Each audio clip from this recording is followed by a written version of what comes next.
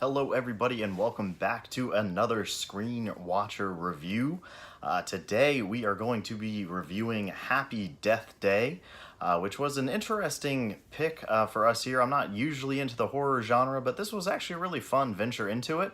It was a different way of bringing in the horror genre, kind of a rom-com genre as well at the same time. It was a suspense movie, but I'll get into all of that here during my review, but I had a lot of fun watching it, so let's get right into the review here. So Happy Death Day, starring Jessica Rothe and Israel Broussard.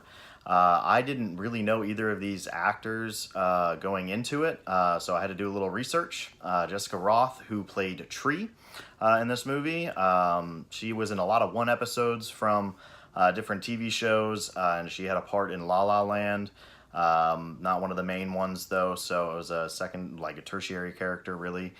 Israel Broussard was in the Bling Ring, which I have not seen, so that is the only two real big movies that I've seen from either of them, but they both acted the crap out of this movie, so they did a really good job. I was very impressed with the acting chops from both of them. A lot of secondary characters, so I'm not going to get into all of them. But it was a very intriguing movie. If you don't know the plot, going into the trailer, basically it's the horror's version of Groundhog Day.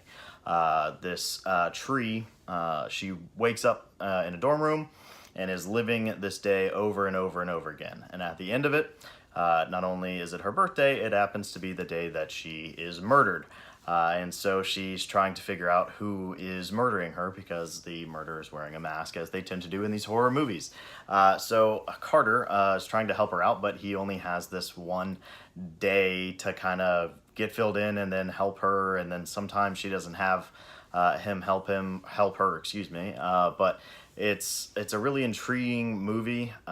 She kind of goes all BA on everybody and kind of goes guerrilla for a while, and just kind of takes people out and tries to eliminate who she thinks it might be based off of motive. So there's a couple of great montages and things like that, which is awesome.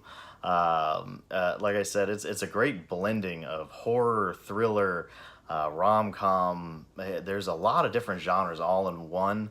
I laughed a lot more than I thought I would in a normal horror movie or thriller movie, but it really was a lot of suspense. I did not know who was going to be the eventual killer. I thought it was very intriguing.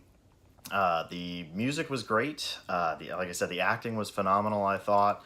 So I had a whole lot of fun with it. So that's my overall review of the movie. It was very good. So my point would be is I'm probably going to end up buying it on DVD. Definitely not a Blu-ray necessary type of movie. Not a lot of special effects or anything like that, so you don't need to go and spend the extra $5 on the Blu-ray. So get it on DVD.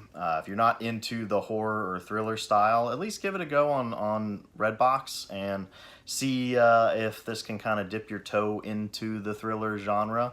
That would be my recommendation. If you're not huge on it, there's enough kind of cutesy parts between Tree and Carter where you can kind of be like, oh, that's kind of nice.